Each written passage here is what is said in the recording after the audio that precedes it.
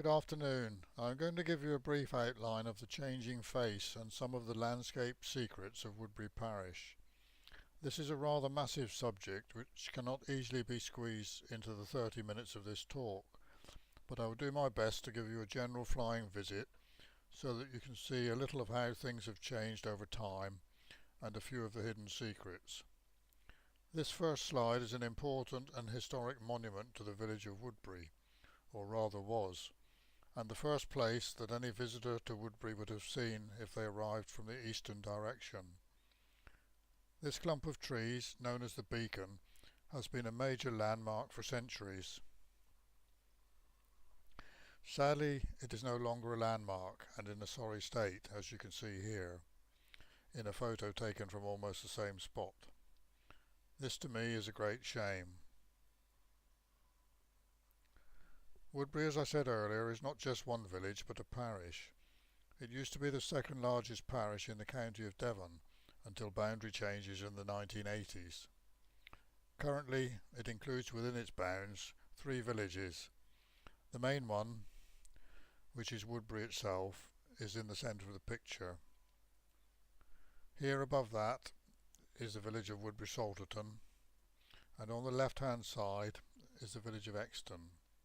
As you can see, the parish has quite a long waterfront, some 4 kilometres long, against its western boundary of the River Exe, and over the years has had quite a nautical history, but that is another story. However, in 1839 the parish was somewhat larger, and this extra piece included what appears to be an island site. This was some 2 to 3 miles detached from Woodbury parish itself and called Houndbeer. In 1884 this area, which is to the western side of West Hill near Ottery St Mary, was removed from Woodbury control rather acrimoniously. The lower addition here, which was the village of Ebford, has also disappeared in a boundary change back in the 1980s, so the parish currently is as you saw originally on the first map.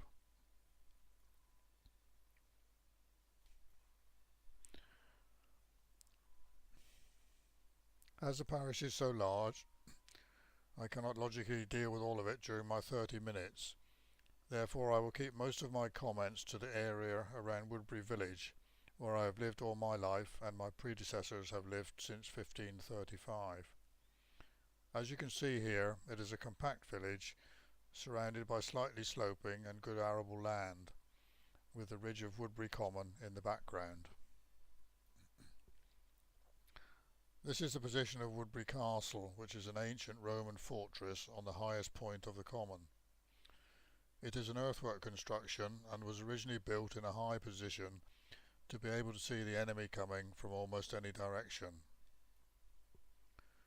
Currently we have Black Hill Quarry here, which has been in existence all of my lifetime, and from where most of the new City of Exeter building materials came from after the last war. However, this is now becoming exhausted. And here we have the beacon, which I have mentioned previously. Apart from its general agricultural make-up, the parish of Woodbury is also the home to more than 200 varieties of wild flowers, which have been found in a survey by 2 of our History Society members during a 4-year survey. These are just a few of them.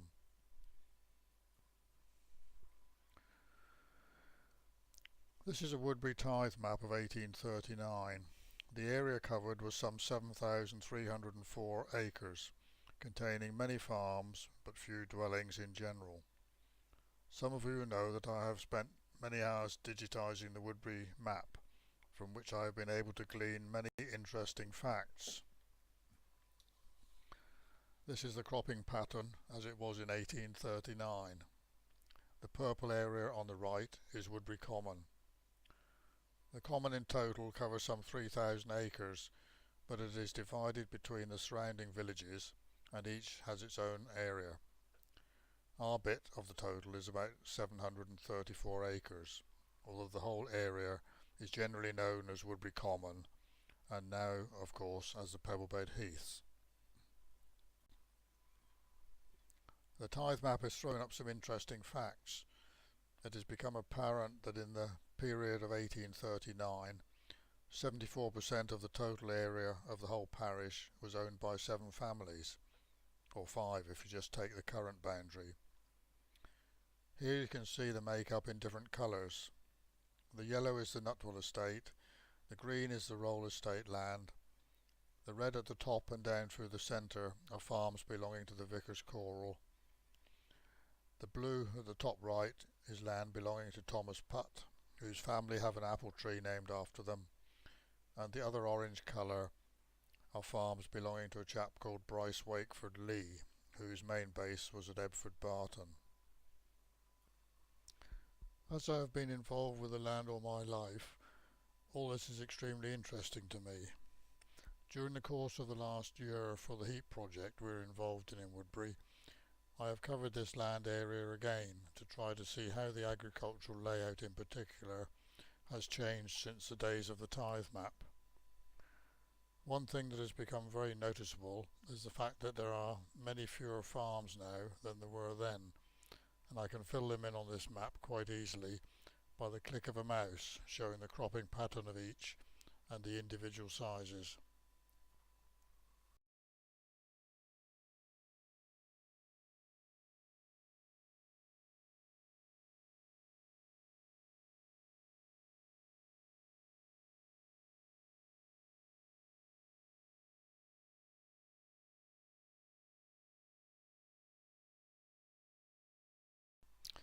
And with one more click we can fill in the rest of the land, which is owned nowadays more by a few individuals rather than being in a farming block.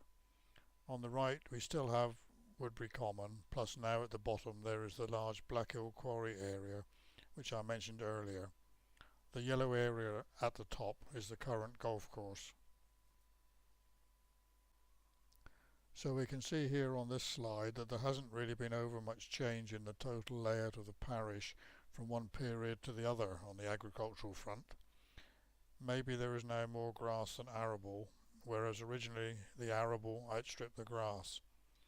This has been brought about largely by the introduction of various governmental policies throughout the last 50 years. This slide shows the total of farms currently in our parish, the blue dots, and the farms that have gone, the red dots. In 1839 there were 65 farm units, both big and small, and now there are only 16 actually active units with operational buildings. Over the years many farms have been amalgamated, especially within the Rolle estate holdings, when farmers have died or retired, and there have been no sons to follow on. Therefore they have been put together with neighbouring farms to make bigger units for economic reasons. You can also see from this, if you look at the red dots, that many of the farms that have gone were actually up and down the main streets of the village, particularly in Woodbury Salterton, where all the farms have gone except for one. So the landscape has changed considerably, and all the old farmhouses and buildings have either been converted into private dwellings or have been demolished. 2 Salterton farms, however, have managed to retain their 1839 field systems almost intact, and strip fields can still be seen in the same area. The built environment of the villages has also changed quite dramatically in some areas, but has remained unchanged in others. If you go down through the main street of Woodbury now, you will see this nice new modern development of houses, but they have replaced the old village garage and general repair shop, which had been in existence for over a century. Here you have a blank looking wall which hides a secret which has not been seen by anyone of the current generation. It's at the top of Globe Hill and was originally, until 1916, a fine hostelry called the Globe Inn. This was on the main route to Exeter and was a stopping off point for travellers en route with their horses and carriages. The military in the form of the Woodbury Volunteers also met here and had a shooting range out behind, where many a musket ball has been found. Sadly it was destroyed by fire in that year. This picture shows the memorial cross which was erected after the village pound was demolished in 1922. Behind the cross you can see some modern bungalows and also a thatched cottage on the left. You can still see the thatched cottage in this picture, but the cottage in the foreground was demolished in the early 1960s, mainly due to the economic situation at the time. In the foreground you can see the village pound in its former glory in 1904. This is church-style cottages adjacent to the church. It used to be a farmhouse and is believed to have been built in the 13th century. And if you look at this picture taken recently, you will see that this property remains virtually unchanged, although it has now been converted into 3 separate dwellings. And this shop, which is in the centre of the village, has only been in the ownership of 2 families for the last 100 years or more. The writing on the wall, "The Princess Separator," has been there untouched since around 1900 and has never been repainted. The Princess Separator was a machine which would separate cream from milk and was sold by the previous owner. We now come on to Woodbury Common. Unknown to many observers, the sound of music has emanated many times from this high ground. Throughout the last century, the common has been in almost constant use by the military for training purposes, complete with their bands. The mode of transport to get there, and what they had to bring with them, was totally different to what it is today. As you can see, the horse was the main mode of transport. But it is not only the local military who have had an interest in Woodbury Common. This picture was taken by one of Hitler's reconnaissance aircraft in July 1942, and you can see Woodbury Castle at 12 o'clock in the picture. So why was this area of interest to Mr. Hitler? A dummy airfield was constructed on the common so that Luftwaffe planes would be confused by this and think it was Exeter Airport and drop their bombs here instead of on the airport proper. You can just make out the runways, which I'm sure at night could easily have been mistaken for Exeter Airport proper. Another great enemy of the common, apart from Hitler, has always been fire. During my lifetime there have been many fires, and this one in 1995 really was one of the greatest of all. It caused severe devastation, not only to the gorse, heather and trees, but also to the wildlife which lives upon it. However, it always seems to recover to its former glory after a couple of years. I said earlier about farms which have disappeared. This is what was left of Rushmore Farm, which is just below Woodbury Castle on the western side in the 1990s. There used to be a house standing on the right of this picture in the foreground, and you can just see the base. Sadly, it fell into disrepair and was eventually demolished after being set fire to by arsonists. But the barn in particular has had its moments. On one occasion in 1978 it had a royal visitor in the form of Prince Philip, who landed his helicopter in the field and went into the barn to meet the Royal Marines. They used it in its latter days for training purposes at the height of the Northern Ireland problems. This has now totally gone without trace. Commoners' rights have always been a strange thing to me, but my father always said that those who live and farm around the common automatically had commoners' rights, and as our family had been farming land adjacent for upwards of 150 years, we had them too. Commoners' rights are normally perhaps associated with the putting of livestock on the commons, and this of course has not taken place en masse for many years. In 1961 there had been a very dry summer, and the grain had not grown well, and therefore there would be little bedding available for the cattle during the winter.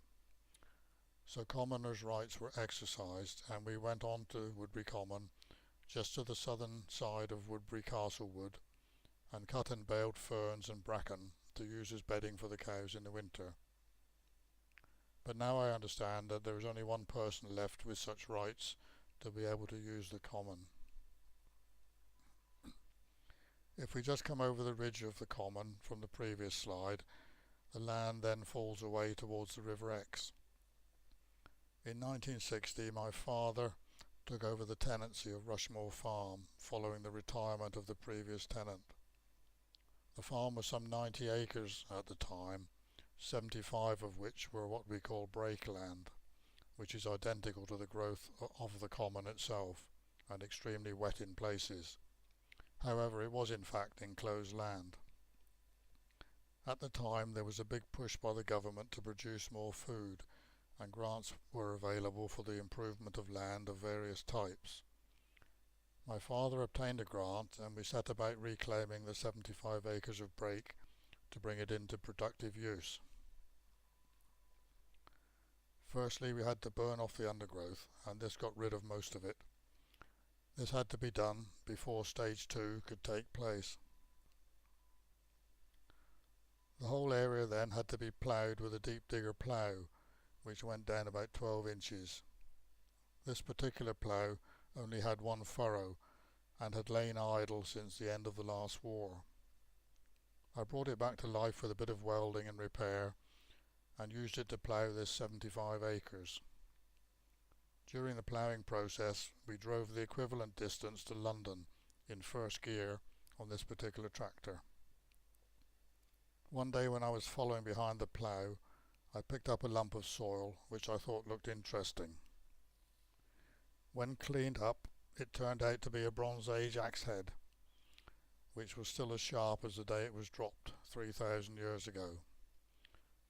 So it became quite clear that we had not been the only people who had trodden this land over 3 millennia, and we wondered how much more history may lie below the surface, but none was found.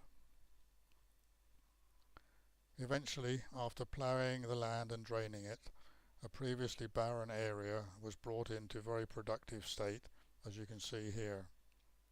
This, I hope, shows that things that are done by man are not necessarily a retrograde step in the history of the world, as is sometimes assumed. Other farmers bordering the common carried out similar exercises.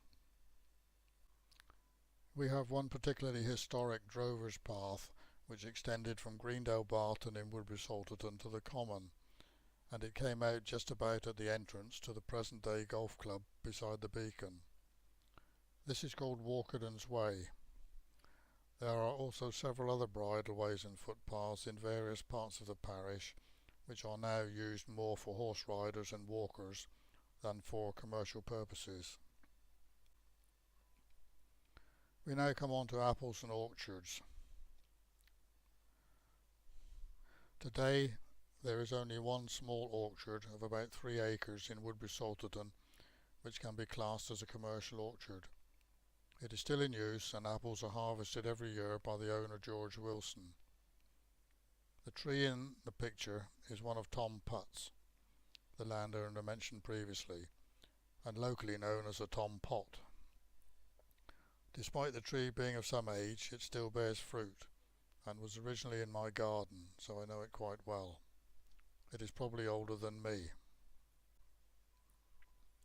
This is the Woodbury Salterton orchard that is left. I took some pictures of it last year, and it is well maintained, and the trees, despite being like me, ancient and bowed over, can still produce a good crop of apples. This orchard is shown on the ROLLE estate map of 1798. You can see from the Woodbury section of this ROLLE map, which shows their holdings in Woodbury village at the time, that orchards were part of the landscape even back then, and obviously an important part of the local economy. By the time of the TITHE map in 1839, the orchards had increased in area to some 278 acres in total in the parish. So that is considerably more than the 2 or 3 acres which we have today. There are still a few remnants of orchard around, but in most cases the trees have become time expired. However, it is interesting to see on this map that the majority of all the orchards were centred close up to the villages. There are a few small ones in between, but basically the bulk came right up to the houses. This is a zoom in on Woodbury village itself, where you can see this quite clearly. Most of this, of course, has now disappeared and has been built on during the 20th century. There were a lot of orchards taken out in the early 1960s, but there again the government of the time gave grants to rip out all the old trees and turn it into a more productive area. In my younger days I can remember that cider was the main fuel of the farm worker, and they each had their daily allowance when they went out to do their work. But of course from the 60s onwards farming changed dramatically with the introduction of mechanisation. There were no orchards, so cider was no longer available to fire up the staff, and diesel oil was introduced instead. However, all is not lost in Woodbury, and a new community orchard has just had the first phase of planting this year. However, I doubt we will get back to 278 acres again. We were lucky enough to have been able to have a look at the 1918 farm diary of a local farm, and I've highlighted the bits about apples and apple trees, and it's quite clear that the apple production at the time formed a major part of the income of local farms and its workload. If you look at the top left, it says fetched 100 apple trees from Mr. Martin Broadcliffe, taking out apple tree pits in 6-acre orchards and planting apple trees, digging out more pits, planted 20 trees, and so on. On other pages it reports on the delivery of cider to local pubs in Exmouth and surrounding areas, and the pruning of trees.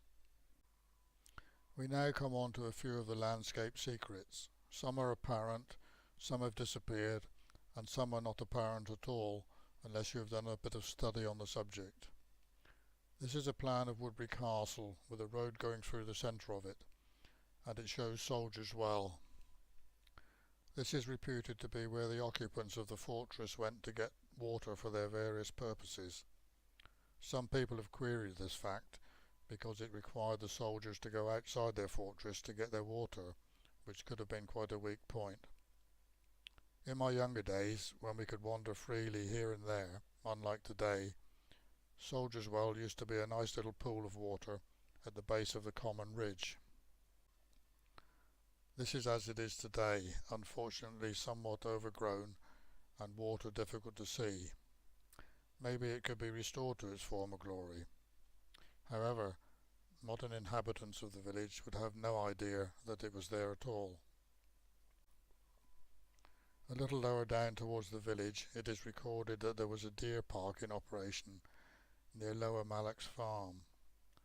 Some of our society members have taken a look at it, but we hope to do more research before we complete the heap report. This is an unusual picture which I took in the summer of 1961. It shows a complete drainage system in one of our fields. Historical research shows that these drains, which are basically all 2-inch clay pipes, were dug in by Napoleon's prisoners of war and are still in working order. None of this can now be seen from the surface, and the only reason that this came to light was because my father was growing a crop of alfalfa or lucerne, which does not like wet ground. In this particular year it was so wet that all the alfalfa died except on the top of the drains, where obviously it was drier. It really was a once-in-a-lifetime chance to be able to view a bit of history under the ground without actually seeing it. Woodbury has only a small area of really ancient woodlands. This is one of them at Hogsbrook Wood, just above Woodbury Salterton. It is believed to be the oldest wood still in its almost original condition, by which I mean it hasn't been planted with conifers. Within this wood there is a depression in the ground, which I am reliably advised was a clay pit from where the clay was excavated by hand to build the adjacent farmhouse and buildings. It is difficult to take a photograph of it which shows it properly, but if you look hard enough and towards the right hand side, you can see that there is quite a depression in the ground. Such things as this would not necessarily be easily seen by an untrained eye, and this is where local knowledge comes in.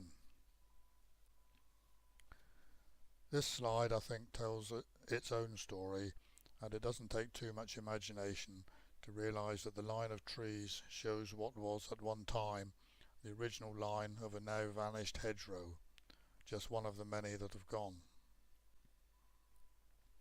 On the edge of Woodbury village we have an old sandpit, now sadly overgrown, and it is from here that much building material was taken 150 years ago to build properties in the village. In fact, it was stipulated that when the new courthouse was built in 1862 that the sand for the mortar had to come from this sandpit, which was in fact only about 100 yards away from it. Once upon a time this was the source of the first running water for the villagers, and we call it the fountain for fairly obvious reasons.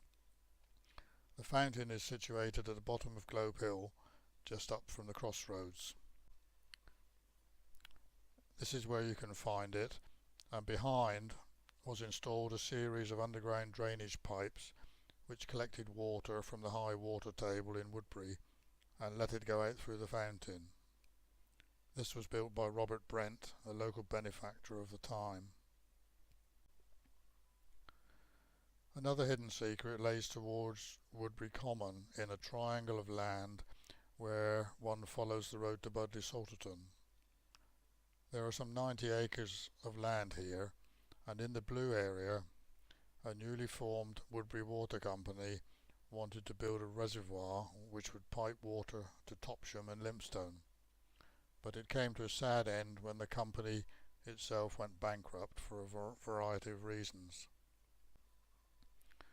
We have been provided with this wonderful picture by John Wilding, and on it is marked the remains of the earthworks which can still be found. It was taken when the wooded area was felled the last time. After a hunt through the Devon Record Office, the plans and details of this proposed dam were found, and this is one of the pages. If I turn the plan around and put it beside the photograph, it is quite clear that this is in fact the same dam, and the embankment can be clearly seen. The rest of this triangle of land holds an even greater human secret, which is totally invisible. Unless the tithe map had been researched, the matter would never have come to light, as it is hidden deep within the tithe map. This area of about 80 acres is remote from the village of Woodbury and abuts right onto the common, which is the purple-coloured area on the right. It can only be called the most crowded area of the whole parish in land terms. It was occupied by 24 Woodbury families, and on this land they obviously grew most of their requirements, as it seems to be all arable. But why was it so far away from the main village, over 1 mile? I don't know. It's as if the people were all pushed up into one corner to hide them away, although many of them were citizens of reasonably high status within the community. I can quickly run through to show you how the land was allocated.